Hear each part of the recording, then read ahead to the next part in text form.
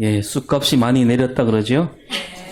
엊그제 농협에서 27,000원이었다고 하는데, 예, 뭐, 예, 뭐, 그만큼만 하더라도 감사하다, 그렇게 또, 그런 분들이 있던데, 그 27,000원이 한 관에 그렇다는 얘기죠?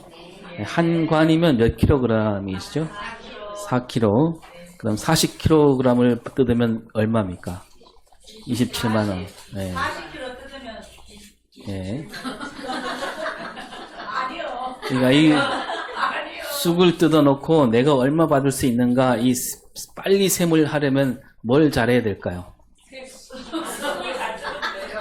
예, 그렇죠. 더하기, 빼기, 곱하기, 나누기, 이 산수를 잘해야 돼요. 예. 한 관에 27,000원. 그럼 7관은 얼마인가? 그러면 그 정도는 딱 머릿속으로 답이 딱 나와야 되겠지요.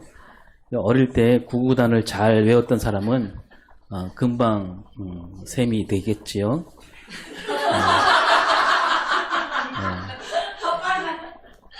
구구단을 잘 외우지 않았던 사람은 이 셈이 틀렸으면 뭐가 틀렸는지 막 바로 알아차려야 되는데 그거 못하게 되고 좀 어려움을 겪을 수가 있습니다. 여러분은 다 잘 외우셨죠? 학교 다닐 때 구구단. 예. 그 많은 사람이 산수, 이 수학을 싫어하지요. 학년이 올라갈수록 수학을 싫어하는 학생들이 더 많아져요.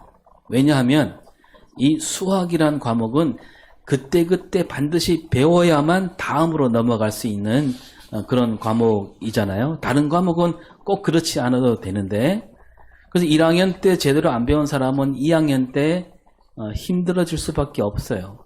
이거 건너뛸 수 없는 과목이니까 조금이라도 한눈 팔게 되면 휙 지나가 버리고 제대로 따라가려고 하면 또 처음으로 돌아가야 되는 거죠. 처음부터 다시 해야 되는 거예요. 다시 하려니까 막 귀찮고 더 힘들고, 그러다 보면 이제 고등학교 올라가면 뭐가 되냐면 요즘 그런 말이 생겼어요. 수포자. 예. 수학 포기하는 사람들. 예. 제때제때 안 하면 그렇게 된다는 거죠. 근데 우리 기독교 신앙도 이와 비슷한 것 같습니다. 이게 처음부터, 예수 처음 믿을 때부터 차근차근 제대로 믿어야 그 신앙이 이렇게 쌓이고 쌓여서 잘 자라게 되는데, 이 처음에 제대로 해놓지 않으면요, 갈수록 삐뚤어지게 되는 겁니다. 우리 한국교회가 일제강점기 때만 하더라도 이 신앙이 탄탄했습니다. 그 시절에는 처음부터 신앙을 잘 배웠어요. 말씀을 앞세운 신앙이었거든요. 그래서 지난번에도 말씀드렸지만 1907년 평양 대부흥운동, 이 운동은요, 성경 공부에서 비롯된 겁니다. 성경 공부를 하다가 교회에 부흥이 일어난 거예요.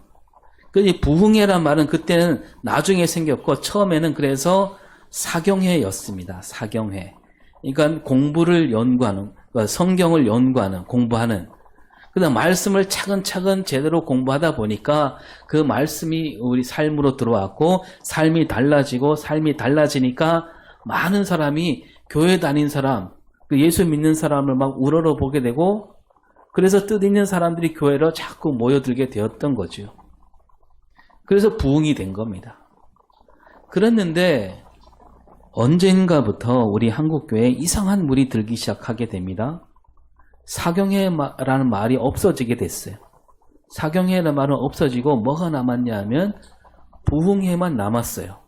사경회로 부흥이 됐는데 그 사경회는 없어지고 부흥회만 남는, 왜 그렇게 되었는가?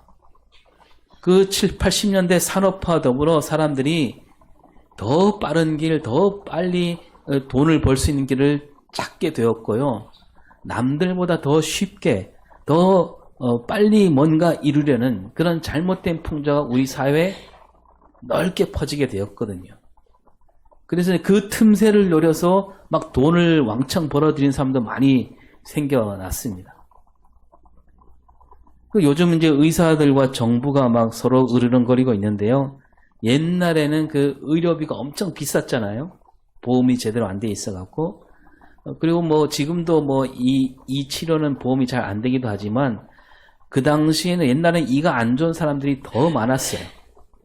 그 나이 30만 넘어가도 막 성한 이를 가진 사람이 별로 없었지요. 왜냐하면 일찍이 아이를 뭐 하나만 낳는 게 아니고 뭐 여러 낳으니까 또 산후조리원이 있는 것도 아니고 그 낳자마자 막 그 3, 7일만 지나면 아니 어떤 사람은 뭐 그냥 낳자마자 그 다음날부터 일하고 그러지 않았습니까? 그 몸이 상할 수밖에 없었고 이가 상하니까 어떻게 돼요? 음식을 제대로 못 먹고 그래서 병이 더 들고 그래서 이가 많이 상하니까 그때 사람들이 뭘 많이 했냐면 틀니를 많이 했지 않습니까? 틀니. 예. 그 병원비는 비싸고 하니까 그 틈새를 노려서 어떤 사람들이 있었냐면 동네마다 돌아다니는 그 틀니 기술자들이 있었어요. 그 돈도 적은 돈은 아니지만 병원비보다는 훨씬 싸니까 그걸로 할 수밖에 없었잖아요. 그래서 그 틀니 기술자들에게 이 일을 하는 그 일을 가르쳐서 전문 용어로 뭐라 그랬어요? 난 뭘로 했다? 그렇죠. 야매로 했다. 저희 어머니도 제 기억에 또렷이 납니다. 30대 후반에 틀니를 했어요. 이 일을 다 빼고. 야매로. 예.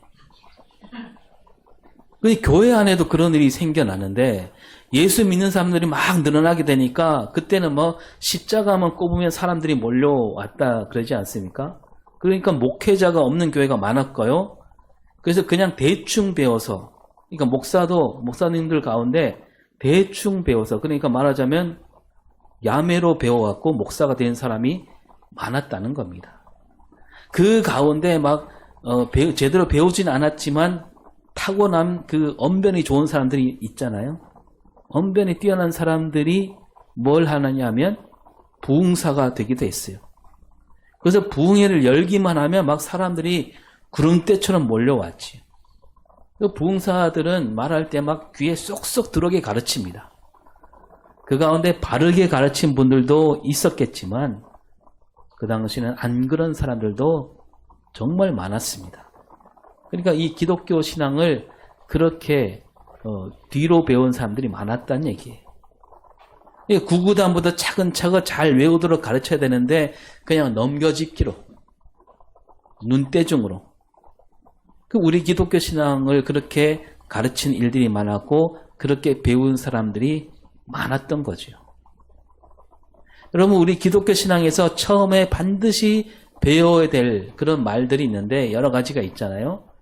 기독교 교회를 다니게 되면 믿음이 뭔지 또 구원이 뭔지 천국 하나님 나라 이런 말들을 성경을 갖고 하나씩 짚어가며 가르치고 배워야 하는데 그 성경 말씀보다는 그저 막 이 뛰어난 말솜씨로 가르친 그 쉽긴 해요. 그래서 어떻게 가르쳤냐면 그냥 귀에 들어오게 딱 8글자 알죠? 예수 천당 볼신지요. 귀에 잘 들어오지 않습니까? 근데 그 말이 얼마나 강력하게 우리에게 들어왔냐 하면 아직도 그 말만 담고 있는 사람들이 많아요. 그래서 기독교 신앙 그러면 예수 천당 불신지요. 이 8자 그 안에 다 담겨 있다라고 생각하는 사람들이 많다는 거죠. 예수 믿지 않는 사람들도요. 교회 다니지 않는 사람들도 이 예수 믿고 천당 간다. 이 말을 뭐 얼마나 많이 들었는지. 뭐 도시에 나가면 뭐 전철 안에 보면 그렇게 막 피켓 들고 다니기도 하잖아요. 그래서 많은 사람이 생각하기를 교회 가면 천당 가는 방법을 가르쳐준다 이렇게 알고 있는데 제가 이 말씀도 여러 차례 드렸지만 예수 믿으면 천당 간다 이 말이 틀린 말은 아니지만 우리가 조금 따져 들어가면 이런 성경에 천당이라는 말이 있다 그랬습니까? 아무리 찾아도 없어요. 눈 씻고 찾아봐도. 천국이나 하나님 나라라는 말은 있어도 이 천당이란 말은 성경 어디에도 없는 말이지요. 천당이란 말이 어디에서 들어왔는가? 그 우리나라에 처음부터 있던 말이에요. 그 불교에서 하는 말 가운데 극락이죠, 극락. 극락과 천당. 그 불경에 나오는 말이에요. 근데 우리 한국에 기독교가 들어와서 하나님 나라 천국을 주려고 하다 보니까 그래도 가장 비슷한 게 뭘까? 그게 천당이었던 거죠. 요즘은 우리가 이제 교회 안에서 천당이라는 말을 잘 쓰지 않게 됐는데, 예수 믿고 천당 간다는 말을 쓰지 않고 이제는 그래도 예수 믿으면 어디 간다? 천국 간다 이렇게 하고 있습니다. 예수 믿고 천국 간다 이 말은 진리이죠. 우리 모두는 다 예수 믿었으니까 어디로 가요? 천국 가게 되어 있습니다. 여기 앉아있는 우리 다 천국 가는 길로 가고 있는 거예요. 그렇다면 우리가 예수 천당이라 말하지 않고 예수 천국, 하나님 나라 이렇게 말하면 다 되는 걸까? 그러니까 예수 믿고 천국 간다, 예수 믿고 하나님 나라 간다 이 말이 틀린 말은 아니지만 이 말로 우리 기독교 신앙을 다 담을 수 없다는 겁니다. 왜냐하면 예수님이 말씀하실 때 그렇게 말씀하지 않았거든요. 예수님은 천국 하나님 나라를 어떻게 말씀하셨느냐? 예수님이 말씀하시길 그래 나를 믿어라. 나를 믿고 천국 가자. 나를 믿으면 하나님 나라에 들어간다. 그렇게 말씀하지 않고요. 예수님이 처음에 어떻게 외쳤냐? 다 알고 있지만 마태복음 4장 17절 천국이 가까이 왔느니라. 네, 회개하라 천국이 가까이 왔느니라. 마가복음 1장 15절에는 어떻게 되어 있어요? 오 하나님의 나라가 가까이 왔으니 회개하고 복음을 믿으라. 네, 때가 찼고 하나님 나라가 가까이 왔으니 회개하고 복음을 믿으라.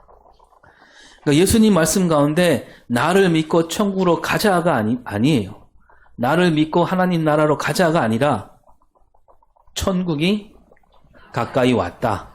하나님 나라가 가까이 왔다. 천국 하나님 나라가 가까이 왔으니까 회개하고 복음을 믿어라 이렇게 말씀하고 있는 거죠. 이 하나님 나라 천국이 저기 있는데 우리가 거기에 가려면 예수를 믿어야 한다 이런 뜻으로 말씀하지 않았다는 얘기예요.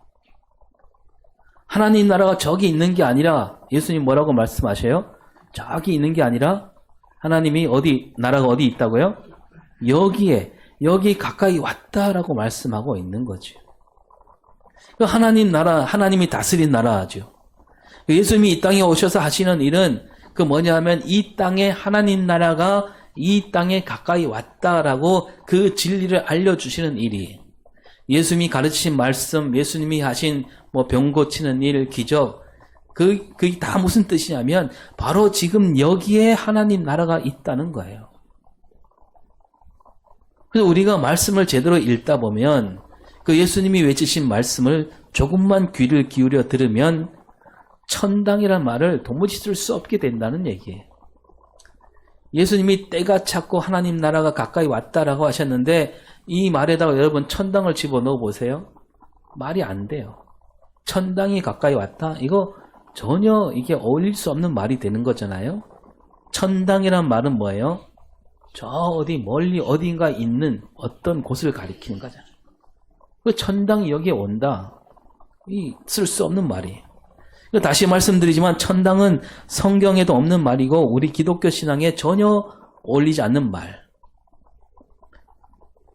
그래서 하나님 나라가 여기 가까이 왔다 이 말씀을 붙드는 사람이라면 천당이라는 말을 함부로 하지 못하게 되어 있고, 그래서 요즘은 그래서 천당이라는 말을 잘 쓰지 않는다 그랬는데, 그런데 또 뭐냐 하면 우리 머릿속에는 아직도 그런 생각이 남아 있어요. 예수 천당이란 말이. 예수 믿으면 죽은 다음에 하늘 날아간다. 천국 간다. 그러니까 이 천당이란 말을 안 쓸 뿐이지 그 생각은 전혀 달라지지 않는 그런 경우가 많다는 거죠. 그러니까 그 예수 천당이란 말이 우리 깊숙이 들어와 있어갖고 예수님이 복음서에서 하나님 나라가 여기 가까이 와 있다 이 말을 그렇게 많이 외쳤는데도 우린 저절로 나도 모르게 예수 믿으면 나중에 천국 간다 이렇게 생각하는, 이거 지금 어떻게 사느냐 이거보다는 나중에 천국에만 가면 된다. 이런 생각들이 자리 잡고 있다는 거죠. 그러다 보니까 예수 믿는 사람들이 이 땅에서 믿는 사람답게 살아나지 못하는 그런 경우가 아주 흔히 볼 수 있게 되었다는 겁니다. 여러분, 예수 믿고 구원받았다 이 말은 예수 믿음으로 하나님 나라 백성이 되었다 이런 뜻입니다. 그러니까 우리는 이 땅에서 하나님 나라 백성으로 살면서 이 땅에 하나님 나라를 이루는 삶을 살아야 되는 거예요. 그러니까 죽어서 가는 천국, 예수 믿다 죽으면 천국 하나님 나라 간다 이 말씀이 진리입니다. 그러나 그 말만 붙들어서는 안 된다는 거예요. 여러분, 죽은 다음에 어떻게 될까? 그건 누구한테 맡기면 돼요? 하나님께 맡기면 되는 거죠. 하나님께 어떻게 맡기느냐? 믿으니까. 하나님은 믿어온 분이시니까. 믿고도 남을 만한 분이니까 그거는 하나님께 믿는 거죠. 하나님께 다 맡기는 거예요. 죽은 다음에 어찌 되는 거 걱정 전혀 안 해도 되는 거예요. 죽은 다음에 일어날 일은 하나님께 다 맡기고 오늘 여기서 우리가 어떻게 살아야 되는가? 하나님 나라 일꾼답게 사는 길은 뭔가? 우리는 거기에 주의를 기울여야 된다는 거예요. 그래서 믿음, 구원, 천국, 하나님 나라 이런 말을 들을 때 우리는 반드시 하나님 말씀 안에서 들어야 되는 거예요. 여러분 요즘 뭐 유튜브나 기독교 방송에서 뭐 설교 많이 듣게 되잖아요. 이른난 설교자들이 막 나와서 말하지요. 정말 주옥 같은 말을 쓴들 많이 합니다. 그런데 그 말을 들을 때도 우리가 그 하는 말이 아무리 내 마음에 감동이 되더라도 그 말이 과연 하나님 말씀에서 비롯되었는가 이걸 꼼꼼히 찾아보면서 들어야 되는 거예요. 그러니까 귀에 쏙 들어오는 말일수록 거기에 그냥 빨려 들어가지 마시고 정말 그러한가 하나님 말씀을 들여다봐야 된다는 거예요. 그 말씀을 찾고 살피면서 들어야 된다는 거죠. 그렇게 안 하면 어떤 일이 생기느냐? 오늘 종려주일인데요. 예수님이 예루살렘 성에 들어오실 때 많은 사람이 뒤따르면서 또는 앞에서 무슨 가지를 흔들어요? 종려나무 가지를 흔들었어요. 이 종려나무 가지는 왕한테 흔드는 가지. 왕들이 막 올 때 왕이 이렇게 행차할 때 사람들이 그 왕 앞에서 드는 그런 가지인데 그 가지를 흔들면서 뭐라고 외쳤습니까? 네, 호산나 호산나 주의 이름으로 오시는 이여. 여기서 말하는 주도 마찬가지의 왕이란 뜻입니다. 여러분 호산나는 무슨 뜻이라 그랬습니까? 우리를 구원하소서. 뭐라고요? 우리를 구원하소서 그런 뜻이에요. 그래서 우리가 호산나 호산나 외치는 사람들을 보면서 이 구절을 읽으면서 우리는 그동안 이렇게 생각했지요. 아, 우리도 저렇게 예수님을 맞이하면 되는구나. 그래서 종료주일이 되면 우리가 호산나 호산나 그런 찬양을 많이 불렀고요. 또 웬만한 교회에 그 찬양대 이름, 옛날에 성가대라 그랬는데 그 찬양대 이름을 보면 그 할렐루야 찬양대가 있는가 하면 호산나 찬양대로는 찬양대도 많았어요. 그래서 우리가 얼핏 들으면 이 호산나 호산나 했던 사람들이 예수님을 바로 알고 예수님을 맞이했구나 이렇게 생각하기가 쉽다는 거죠. 그러나 성경을 보면 그렇지 않아요. 여러분 이 호산나 호산나 외쳤던 사람들이 며칠 지나지 않아 다시 소리칩니다. 뭐라고 외칠까요? 십자가에 못 박아라. 어떻게 이렇게 달라졌을까요? 달라져도 한참 달라졌지요. 얼마나 그걸 거칠게 소리쳤는지, 얼마나 크게 무섭게 소리쳤는지요. 그 총독 빌라도, 이런 빌라도는 총독이에요. 그 유대 지방을 다 다스릴 수 있는 헤롯 왕보다 더 높은 자리에 있는 사람이잖아요. 그 총독 빌라도도 그 소리를 듣고 자기 마음대로 못하고 예수님을 넘겨주게 되잖아요. 여러분, 이 사람들이 왜 이렇게 달라졌을까요? 호산나 호산나 외쳤던 그 입으로 어떻게 예수님을 죽이라고 소리칠 수 있었을까요? 이 사람들이 생각하는 호산나, 그러니까 우리를 구원하소서, 이 사람들이 생각하는 구원은 예수님이 보여주신 구원과 달랐다는 거죠. 이 사람들이 생각하는 구원은 뭐였을까요? 이 사람들이 생각하는 구원이 뭔지 살펴보면 이렇습니다. 이런 빌라도가 예수님을 앞에 세워놓고 사람들에게 이렇게 말하지요. 예수와 바라바, 이 두 사람 가운데 누구를 풀어줄까? 이때가 이제 명절이잖아요. 어떤 명절이냐면 유대인들에게 유월절이라는 가장 큰 명절이에요. 이 명절에 로마 총독에는 그런 힘이 있어요. 명절의 죄수 가운데 한 사람을 풀어줘도 되는 힘. 요즘으로 말하면 특별 사면이 있었어요. 빌라도가 생각하기를 이 예수라는 사람에겐 그렇게 큰 죄가 없으니까 웬만하면 이 사람을 풀어줘야 되겠다, 이런 생각으로 예수님을 풀어주려고 했던 거죠. 또 많은 사람이 따르고 있으니까 저 유대인들도 좋아하지 않을까? 막 호산나 호산나 했으니까. 근데 로마 총독으로 볼 때도 저 골치 아픈 이 바라바가 풀려나기보다는 예수라는 사람을 풀어놓는 게 더 낫겠다 싶었던 거죠. 하지만 뜻밖에도 유대인들은 누구를 내어달라 그럽니까?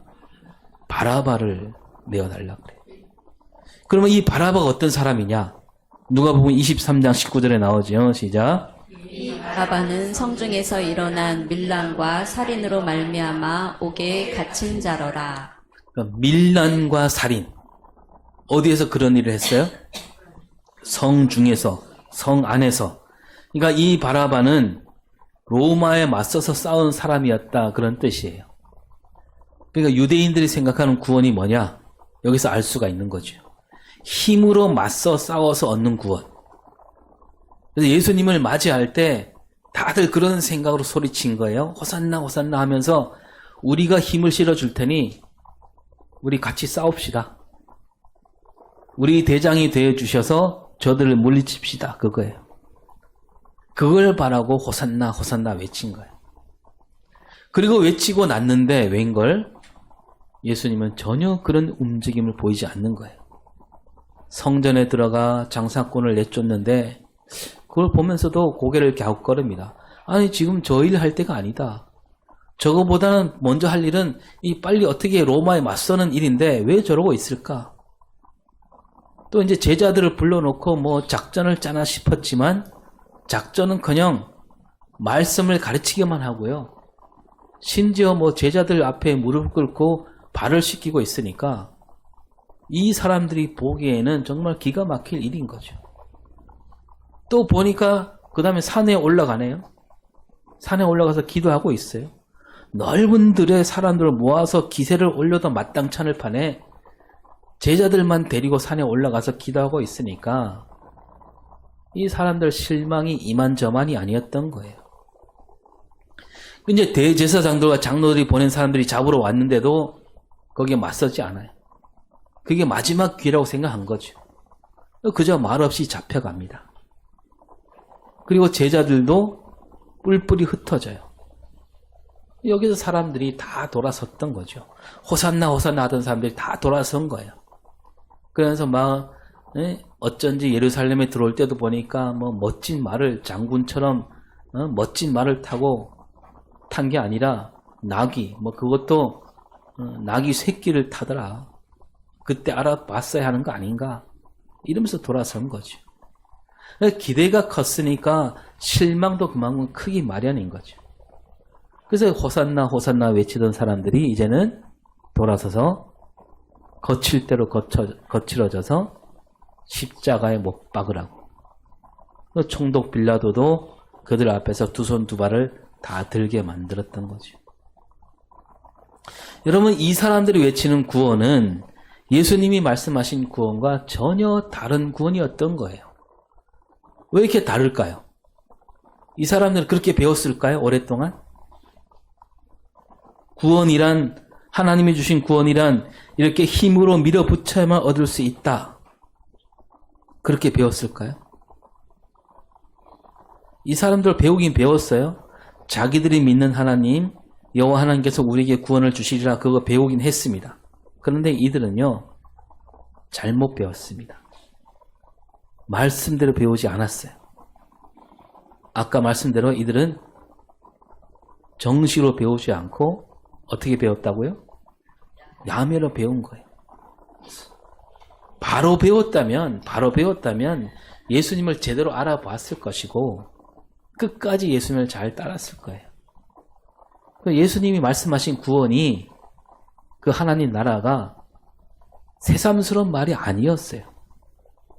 구약시대부터 내려오는 구원이었습니다. 그런 구원을 예수님이 외치셨고 예수님이 몸으로 보여주셨지요. 여러분, 그러면 구약시대에 하나님께서 이스라엘 백성들에게 주시려고 했던 구원은 어떤 구원이었는가? 오늘 말씀에 잘 나오잖아요. 27절을 볼까요?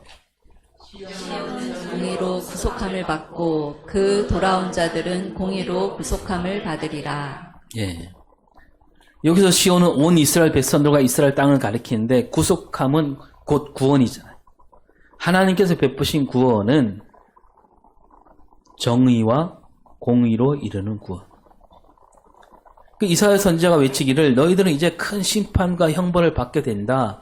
이 심판과 형벌에서 구원받는 길은 하나님이 베푸시는 하나님이 말씀하신 정의와 공의뿐이다. 이렇게 외치고 있는 거예요. 힘을 키우고 막 재물을 긁어 모아서 저 큰 나라 애굽이나 바벨론처럼 세계를 주름잡는 나라가 되는 그것이 구원이 아니다는 얘기예요.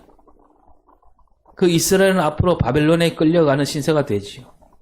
근데 하나님께서 주시는 구원은 저 바벨론 앞에서도 멋지게 그 바벨론을 물리치고 다시는 무너지지 않는 나라를 세우는 그런 구원이 아니라 이스라엘 안에 하나님이 주시는 정의와 공의가 이 땅에 가득하게 될 때 여기에 구원이 이루어진다 그 말씀입니다. 이 말씀을 뒤집어 보면 이 이스라엘 백성들 안에 정의와 공의가 다 사라졌기 때문에 그들은 큰 어려움을 겪게 된다는 얘기예요. 하나님께서 처음에 이 이스라엘을 세우실 때 정의와 공의로 세우셨어요. 그래서 21절에 볼까요? 성읍이 어찌하여 창기가 되었는고 정의가 거기에 충만하였고 공의가 그 가운데에 거하였더니 이제는 살인자들 뿐이로다. 신실하던 성읍으로 세웠다는 겁니다. 하나님이 처음에. 그러니까 하나님을 바라보고 하나님만 섬기기를 힘쓰는 그런 나라로 세웠다는 거죠. 그랬던 나라가 어떻게 됐어요? 창기가 되었다. 무슨 뜻이야? 이웃에 있는 큰 나라를 힐끔힐끔 보더니 그 나라가 섬기던 신을 들여오고 그 신에게 머리를 조아렸다는 거죠. 그러니까 하나님만을 섬길 때는 정의와 공의가 가득했는데 다른 신을 함께 섬기다 보니까 그들과 똑같이 힘으로 사람을 죽이는 그런 나라가 되어버렸다는 얘기입니다. 여기서 살인자라는 말은 진짜로 사람을 죽이기도 했다 그런 뜻도 있지만 힘 있는 사람들이 힘없는 사람을 짓누른다 그런 뜻이에요. 그래서 22절에 뭐라고 되어 있습니까? 는 찌꺼기가 되었고 내 포도주는 물이 섞였도다. 네, 한마디로 더러워졌다는 거죠. 이스라엘 백성들 마음도 더러워지고 그 문화도 더러워졌습니다. 깨끗했던 믿음, 그 순은과 같은 믿음, 그 만나는 포도주와 같은 그런 마음은 다 사라지고 하나님을 섬기고 있긴 한데 저마다 다른 속셈으로 섬기고 있는 거죠. 자기들 입맛에 맞는 말씀만 받아들이고 정의와 공의에는 고개를 돌리고 말았던 거예요. 그리고 이스라엘 백성 저지른 죄악이 또 있어요. 23절에 시작. 그들은 패역하여 도둑과 짝하며 다 뇌물을 사랑하며 예물을 구하며 고아를 위하여 신원하지 아니하며 과부의 송사를 수리하지 아니하는도다. 예, 고관들이 패역을 저질렀다. 도무지 있을 수 없는 일을 했다는 거죠. 이 고관들이 도둑과 짝을 지었습니다. 고관들은 누구예요? 백성들이 낸 세금으로 살아가는 사람들이에요. 그 백성들의 피땀 흘려낸 세금을 도둑들과 함께 뒤로 빼돌렸다는 얘기죠. 뇌물을 사랑합니다. 뇌물을 좋아해요. 나란 일을 하는데 뒷돈을 받았습니다. 예물 받는 것도 좋아하고. 고관들이 그렇게 살고 있으니 나라가 엉망이 된 거죠. 위로부터 아래까지 썩지 않은 곳이 없다는 것을 보여주는 겁니다. 그러니까 이 고관들에게는 고아나 과부가 눈에 들어올 리가 없는 거죠. 고관들이 해야 할 일 가운데 가장 큰 일이 고아와 과부를 돌보는 일인데 그런 일이 전혀 이루어지지 않고 그런 백성들을 하나님이 두고 볼 수 없는 거죠. 24절에 뭐라고 합니까? 또 주 만군의 여호와 이스라엘의 전능자가 말씀하시되 슬프다 내가 장차 내 대적에 보응하여 내 마음을 편하게 하겠고 내 원수에게 보복하리라. 네, 하나님이 그 이스라엘 보면서 어떤 마음이에요? 먼저 슬퍼하신다 그럽니다. 하나님 여기서 하나님을 가르쳐 뭐라고 말씀하시냐면 주 만군의 여호와 이스라엘의 전능자. 만군의 여호와, 온 세상을 다스리는 하나님이잖아요. 그 온 세상을 다스리는 하나님은 이스라엘에게 전능자로 서 있다. 전능자는 뭐예요? 무슨 일이든지 다 할 수 있는 분. 이게 온 세상을 다스리는 분. 그 하나님이 이스라엘 위해서 모든 일을 하실 수 있는 그런 분. 그런 분이 슬퍼하고 계시는 거예요. 하나님이 이스라엘 백성들을 위해서 정말로 모든 일을 하셨잖아요. 그런데 이스라엘은 그 뜻을 저버립니다. 그 하나님 은혜를 받았는데도 은혜를 저버렸어요. 결초보호는 하지 못할 망정 배은 망덕은 저지르지 말아야 되는데 이스라엘은 그렇게 하나님 은혜와 하나님이 베푸신 그 은총을 다 잊어버리고 온갖 폐역을 저지르고 말았던 거죠. 은혜를 은혜로 여기지 못하고 있기 때문이죠. 그러니까 늘 은혜 가운데 있다 보니까 웬만한 은혜는 눈도 껌쩍하지 않는 거예요. 더 나은 걸 바라는 거죠. 지금까지 받은 은혜는 성이 차지 않는다. 그래서 그 은혜를 잊어버리고 죄악에 빠져든 거죠. 오늘 우리도 그럴 수 있어요. 우리가 늘 사실은 모든 우리가 다 은혜 가운데 살고 있어요. 그 은혜 가운데 살고 있다 보니까 그게 은혜가 은혜인 줄로 모를 때가 많은 거예요. 뭔가 좀 자극적이고 막 눈을 번쩍 뜨게 하고 귀가 그냥 쫑긋 세우게 하는 그런 은혜를 바라보게 되는 거죠. 그러니까 지금 늘 있는 은혜를 잊어버리게 되는 거예요. 그렇게 말을 듣지 않은 이스라엘 백성들을 보실 때 당장이라도 하나님이 큰 형벌과 심판을 내릴 수도 있습니다. 그렇게 해도 이스라엘은 할 말이 없지요. 그런데도 하나님은 그들을 보면서 먼저 마음이 슬퍼하신다 그럽니다. 정말로 안타까워하시는 거죠. 이 하나님이 이스라엘 백성들을 생각하신 마음이 그대로 드러나고 있습니다. 하나님은 그 백성들이 지금이라도 빨리 돌아오면 얼마나 좋을까 그런 마음으로 애타는 마음으로 그들을 보고 있는 거죠. 그런데 이스라엘 백성들은 마침내 그 한계를 넘어서게 되죠. 이제 죄값을 치르게 됩니다. 그래서 하나님이 내 대적에게 보응하신다. 이 대적이 누굴까요? 이스라엘 백성들이에요. 하나님 백성을 가리켜서 하나님이 내 대적이라고 하십니다. 또 내 원수라고 하십니다. 그래야 내 마음이 편하다 이렇게까지 말씀하십니다. 하나님을 돌아섰으니까 그렇게 된 거예요. 근데 그렇게 말씀하시면서도 바로 되갚는다 하지 않고 장차 그렇게 하신다. 참아주실 만큼 참아주시다가 마지막에 그렇게 주시겠다. 하나님이 그래도 끝까지 기다려주시는 거죠. 그런데도 이스라엘은 그 기다림에 보답하지 못하고 끝장으로 치닫게 되죠. 하나님께 형벌과 심판을 받게 됩니다. 끝끝내 돌아서지 않은 거죠. 그런데 이제 하나님께서 25절부터 이렇게 말씀합니다. 25절에 또 내 손을 내게 돌려 내 찌꺼기를 잿물로 씻듯이 녹여 청결하게 하며 내 혼잣물을 다 제하여 버리고 예, 하나님의 손으로 하나님이 몸소 그들을 되돌리겠다는 거예요. 하나님 그 이스라엘 백성들을 하나님 손으로 씻어주시겠다. 더러운 찌꺼기를 잿물로 씻듯이 녹이신다. 이방 나라에서 들어온 더러운 문화를 없애겠다는 거죠. 혼잣물을 다 없애버리겠다. 이방 종교와 섞여 있는 것들을 남김없이 없애겠다는 거예요. 그러면서 이스라엘을 새롭게 만드시겠다는 거죠. 그 26절에 시작. 내 재판관들을 처음과 같이 내 모사들을 본래와 같이 회복할 것이라. 그리한 후에야 내가 의의 성읍이라 신실한 고을이라 불리리라 하셨나니. 예, 재판관들을 처음과 같이 모사들을 본래와 같이 회복하겠다. 하나님이 처음 세우신 그 뜻대로 다시 세우겠다는 거죠. 그렇게 함으로 이스라엘은 어떻게 이름을 불리게 되냐면 의의 성읍이고 신실한 고을. 의의 성읍, 신실한 고을. 이 말은 하나님 뜻이 가득한 성읍, 땅이란 얘기입니다. 하나님이 그렇게 바꾸시겠다는 거죠. 그러면서 아까 읽었지만 27절에 시작. 시온은 정의로 구속함을 받고 그 돌아온 자들은 공의로 구속함을 받으리라. 예. 그러니까 시온은 예루살렘 성을 가리키고 더 나아가서 이스라엘 민족 전체를 가리키는데 정의와 공의로 뭘 받게 하신다고요? 구속함을 받게 하겠다.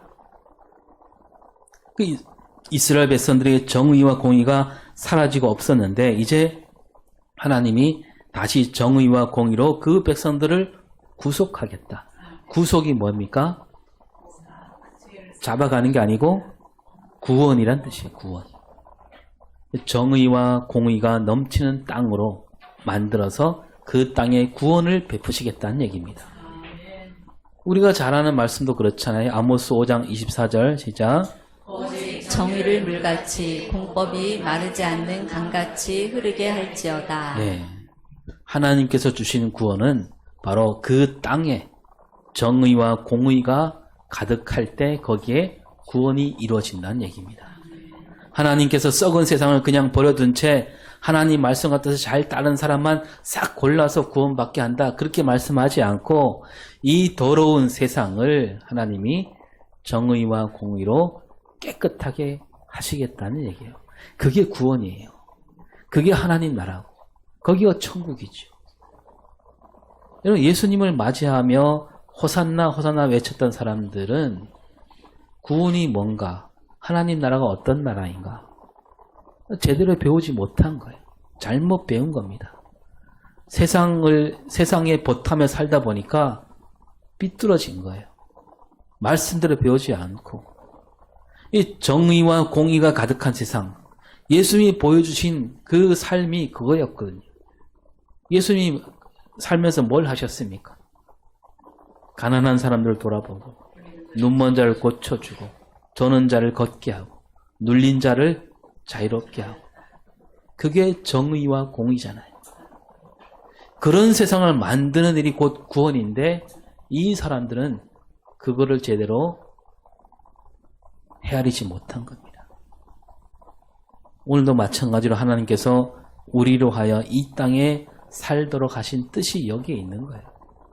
여러분 우리가 이 땅에 예수 믿는 의미가 나중에 그냥 저 하늘나라 가는 거 거기에만 둔다면 하나님이 뭐하러 여기 우리 이 땅에 태어나게 하셨겠어요. 이 땅에 보내신 뜻이 있는 거예요. 그러니까 예수 믿고 구원받는다 이 말은 이 세상을 하나님이 주시는 정의와 공의로 이 땅을 일구어 가라는 뜻이었던 겁니다. 오늘 우리가 그 뜻을 받들어서 이 땅에 하나님 정의와 공의가 흘러 넘치도록 힘쓰는 삶을 살아야 되는 거죠. 여러분 우리는 다 구원받은 백성들입니다. 우리가 할 일은 구원받은 백성으로 할 일은 이 땅에 그거예요. 하나님 나라를 공의와 정의를 이루도록 힘쓰는 것. 그게 우리가 할 일이에요. 다른 거 없습니다. 예수 믿고 구원받자 이 말과 이 땅에 정의와 공의를 이루자 이 말은 한치 어긋남 없이 같은 말인 겁니다.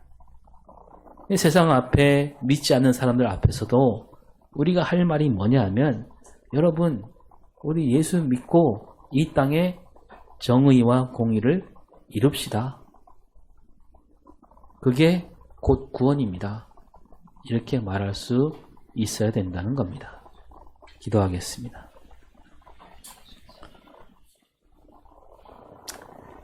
하나님, 이 땅에는 하나님이 베푸신 정의와 공의가 사라져가고 있습니다. 헛된 욕망과 욕심으로 한쪽으로 기울어져 가고 있습니다. 정의와 공의를 이루는 일이 곧 구원을 이루는 이름을 잊지 않고 오늘도 말씀을 받들어 정의와 공의에 앞장서는 우리 삶과 신앙이 되게 하여 주시옵소서. 감사드리며 예수님 이름으로 기도합니다. 아멘.